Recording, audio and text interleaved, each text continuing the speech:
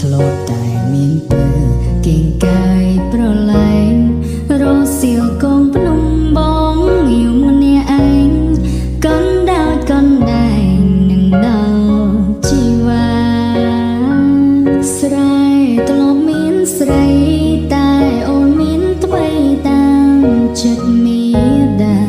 គេចេះទឹកលុយចូលភ្លើងស្នេហាពងរត់រៀមរាពីស្រីគេក៏នឹងធំ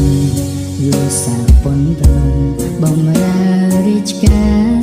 ល